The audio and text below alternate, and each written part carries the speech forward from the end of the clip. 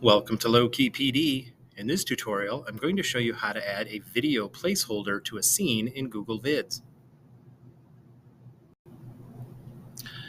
You've got your Google Vids project, you have a scene, and let's say you want video in this particular scene.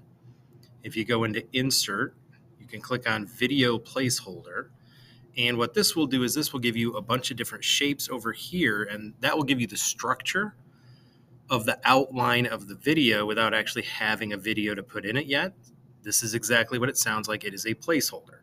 It is an object that you can put in your scene where you will have video display and choose the video to display at a later time. So let's do teardrop. I can put that in. I'll be able to adjust it, stretch it.